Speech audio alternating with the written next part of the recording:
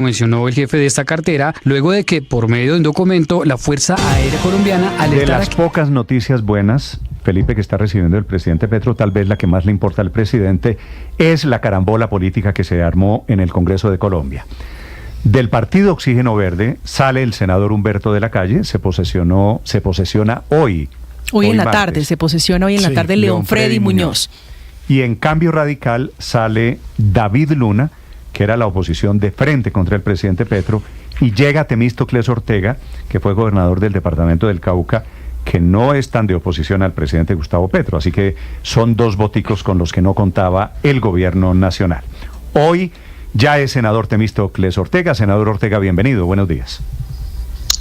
Buenos días, Néstor, un gusto saludarlo y saludar a todos los oyentes. ¿Usted cómo va a ser, doctor Temístocles, para ser petrista en un partido de oposición?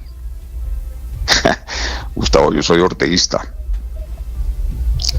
Soy orteguista y voy a actuar en el Congreso de acuerdo a lo que estime útil para este país. ¿No tienen, doctor Temístocles, no tienen razón quienes dicen que usted es el petrista de Cambio Radical? Bueno, tienen razón en el sentido de que yo he votado por el presidente Petro desde la segunda vuelta del año 2018 y por supuesto en la campaña de 2022. En ambas circunstancias el partido no tomó posición oficial para respaldar a uno u otro candidato, y coincidiendo con unas demandas sociales de décadas en el país, pues apoyé al presidente Petro, hice parte de su campaña. No salí elegido al Congreso en el Partido Cambio Radical. Voy a me posicioné ayer en la curul que dejó David Luna, y voy a actuar, como señalé, de acuerdo a mis principios, a mi criterio y a mi conciencia. Pero doctor, senador Ortega, quiero preguntarle, hoy oficialmente Cambio Radical es un partido de oposición. ¿Uno cómo hace, le pregunto a usted cómo va a hacer, para ser petrista de oposición al gobierno del presidente Petro? Lo que uno hace, Néstor, es frente a cada tema en particular, en la demanda del partido, en la bancada del partido, hacer el debate necesario. El país necesita debates serios, tranquilos. La posición del partido no creo que sea ciega, cerrada, de manera que esos debates internos permitirán asumir posiciones con respecto a uno u otro de los temas que necesite debatir. Pero generalmente Cambio Radical vota en bancada contra los proyectos del gobierno. ¿Usted cómo va a hacer para convertirse en un integrante de Cambio Radical petrista? Para ir en contravía de las órdenes del partido, senador Ortega. Vamos a ver qué pasa, porque los debates internos del partido son bien importantes. Yo le puedo hacer memoria de uno. Cuando el presidente Duque hizo objeciones a la JEP, a la ley de la JEP, el partido se reunió en un foro interno en Paipa, debatimos el tema profusamente y ahí acordamos que esas objeciones no se respaldaban. Esa decisión de Cambio Radical hizo mayoría para que la JEP pudiera prácticamente salvarse. Ese es un ejemplo de cómo frente a cada tema un debate interno puede posibilitar una u otra posición, y así lo haré yo, y no puedo adelantarme pues al resultado de un debate de esos. Sí, senador Ortega, pero ¿cómo es su idea? Eso es una discusión porque él era presidente en ese momento, pero quisiera preguntarle en el caso suyo, ¿cómo es la idea o cuál es el planteamiento alrededor de la objeción de conciencia? ¿Qué es una de las salidas que usted está contemplando? No, ayer hablamos con algunos periodistas sobre el tema. Pues ese es un instituto que está en la Constitución de Colombia para cualquier circunstancia. Cuando uno de los congresistas considere que el tema que se debate y la decisión que se adopta atenta contra sus convicciones profundas de conciencia, pues simplemente tiene todo el derecho y la facultad de apartarse de esa decisión. Es decir, usted va a usar ese mecanismo para no votar en bloque con la bancada de Cambio Radical, por ejemplo, en la reforma a la salud. No, mire usted, el partido presentó hace muchos años una reforma a la salud, en los momentos coetáneos con el estallido social. Cambio Radical ha sido el partido que más ha estudiado profundamente la salud con expertos del tema. Y tiene ya en estos momentos una nueva propuesta ya presentada de reforma a la salud. De manera que ahí hay dos herramientas muy importantes para debatir la propuesta del gobierno y la propuesta del Partido Cambio Radical. Ojalá encontremos un punto coincidente, porque lo que quiere el país es eso. El país no quiere que le impongan ninguna reforma, el país quiere que se debatan los temas, se concerten y podamos de todos sacarlos adelante. Claro, pero en este caso, fíjese, senador Ortega, que estoy leyendo los estatutos de Cambio Radical y son muy claros en que una de las posibles transgresiones que podrían llevarlo incluso a ordenar que usted pierda o quien transgreda las normas, el derecho al voto o a representar al partido es precisamente esa: desconocer el régimen de bancadas, desconocer que Cambio Radical como partido de oposición, si toma una decisión en bancada, debe ser cumplida por todos sus integrantes, sin ningún tipo de esguinces o de puertas como objeciones de conciencia. ¿Usted es consciente de eso, de que podría ser sancionado por el veedor del partido? Plenamente consciente, yo soy abogado, por supuesto. Así están los estatutos, así está en la ley de bancadas, pero por encima de esas normas está la Constitución. Todas ellas están sometidas a la Constitución, y la Constitución de Colombia establece la cuestión de conciencia. De manera que jurídicamente yo tengo eso perfectamente claro. No estoy diciendo que esa posición se va a tomar, eso es una eventualidad para cualquiera de los congresistas y para mí también. Claro. Mire, doctor Ortega, ¿usted ha hablado recientemente con el presidente Petro? No, yo no he hablado con el presidente Petro desde que asumió la presidencia. Desde que asumió la presidencia, ¿usted no ha tenido ningún contacto con el gobierno? Con el gobierno sí, he hablado con algunos de los funcionarios, pero con el presidente Petro no he conversado. Mire, desde que él asumió la presidencia. Sí, creo recordar que usted había sido postulado como embajador en Chile. ¿Por qué se cayó ese nombramiento, senador? Sí, evidentemente ese nombramiento se produjo, todo el trámite se realizó. Yo creo que hubo dos situaciones para que eso no se concretara. Uno, yo tuve familiarmente una situación de salud de mi esposa extremadamente grave, que por fortuna salió bien, y eso me empleó todo el tiempo dedicado a ese tema. Y dos, recuerda usted que hubo un ruido cuando el nombramiento, a raíz de un proceso que cursa en la Corte y la Fiscalía. No obstante eso, yo fui llamado por el viceministro en ese entonces a decirme: no se preocupe, tranquilo, conocemos el caso, usted puede asumir la embajada. Posteriormente el canciller Murillo, de quien somos amigos, pues fuimos gobernadores juntos, me llamó para lo mismo, pero yo ya perdí interés en el tema, dadas las circunstancias que le he comentado.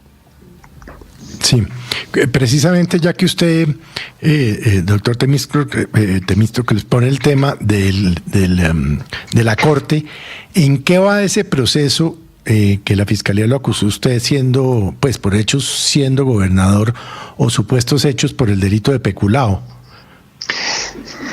El proceso va en etapa de juicio. Precisamente la semana anterior se presentó la audiencia de acusación, sigue ahora la etapa de juicio, el proceso pasa ahora a la Corte Suprema de Justicia. Mire usted, mientras unos congresistas se retiran del Congreso para ir a la Fiscalía y evitar a la Corte Suprema, yo hago lo contrario, yo me posesiono para que la Corte asuma ese caso. Porque por supuesto, pero perdóneme, yo ahí debo hacer una aclaración para la audiencia, senador. Y es que no es gracias a que usted se posesiona como senador que el juicio en su contra por corrupción va a la Corte. El juicio va a la Corte porque usted presuntamente cometió los delitos, entre ellos peculado, siendo gobernador del departamento del Cauca. Y como tal, como gobernador que fue, su caso lo llevó la Fiscalía Delegada ante la Corte, y el juicio, según la ley, lo debe adelantar la Corte Suprema. No es que usted esté agradeciéndole a la justicia y permitiendo que lo juzgue la Corte. Esto ya estaba de eso, no depende de su posición como senador. Está usted equivocado. Lamento decirle que no. La fiscal Zeneida López la semana pasada radicó la audiencia de acusación en su contra como gobernador, porque los gobernadores son acusados y su juicio lo adelanta la Corte Suprema, no un juez ordinario. Si me permite, le explico. Sí, adelante. Si me permite, le explico. Los congresistas tienen un fuero. y en consecuencia son investigados y juzgados y condenados o absueltos únicamente por la Corte Suprema de Justicia en sus respectivas salas. Claro, pero los delitos que usted habría cometido los cometió siendo gobernador y en cualquier caso el juicio iba ante la Corte. Pero ese no es el tema importante, senador. La pregunta es sobre el caso. La Fiscalía lo acusa a usted de haber cometido 2 delitos graves por la ampliación son investigados del... por la Fiscalía. Y su juicio es ante la Corte. Me extraña que usted siendo abogado no lo tenga tan claro, pero le repito, es un tema procedimental. Es un tema procedimental. Está equivocado. Le puedo dar clases de eso. Está equivocado. A ver, senador Ortega, perdóneme, ¿en qué está equivocado Ricardo? ¿Usted quiere aclararle? Está equivocado, se lo estoy explicando. ¿En qué está equivocado? A mí no me investiga la Corte Suprema cuando soy gobernador, me investiga la Fiscalía. Pero el juicio sí va ante la Corte. Ante la Corte por el fuero de gobernador, pero ante la Corte, no investiga la Corte, investiga la Fiscalía. En eso estoy de acuerdo. Ante la Corte. Pero el juicio, que es la etapa en la que ya va, porque la Fiscalía encontró que hay suficientes elementos que llevarían a concluir que usted cometió delitos de corrupción, lo adelanta la Corte Suprema. Mire, el proceso ahora cambia de procedimiento. Va a la Corte, la Fiscalía sale del procedimiento, va a la Corte y se tramita por el procedimiento de la Ley 600, no de la 906. Yo soy miembro de la Comisión Redactora del Código de Procedimiento Penal, Ley 906, oral. Yo conozco esos temas perfectamente, en detalle. Pero lo que me quiere decir es que el juicio en su contra se atrasa por su posesión como senador. No, lo que quiero decir es que cambia de trámite procesal y ahora la Fiscalía sale del proceso y la Corte por Ley 600, que es un procedimiento de no audiencias públicas, es un procedimiento escrito. Eso es lo que quiero decir. Claro, pero ahí está la fíjese que en la práctica, perdóneme Ricardo, senador Ortega, en lo que usted está diciendo, en la práctica, ¿esto equivale a atrasar un poco lo que se ha actuado hasta este momento en el juicio? No. Equivale a cambiar de sistema. Por eso, pero pues cambiar de sistema tiene un efecto procedimental en la práctica. Pero ahí tengo una duda porque el delito se habría cometido cuando usted era gobernador y no congresista. Entonces el fuero no le cobijaría. No, el fuero es personal. El fuero sigue a la persona. Si usted es senador, el fuero lo sigue a usted, no ni por el delito, sino por el fuero de la persona. Perdóneme, ese es un tema en el que la gente se pierde y creo que no vale la pena profundizar en eso, pero sí vale la pena profundizar en los delitos. La Fiscalía dice que usted, a pesar de que había evidencias de que había documentación falsa, adjudicó a una firma la ampliación de la pista del aeropuerto de López de Micay en 2013 y que por eso cometió 2 delitos, senador Ortega.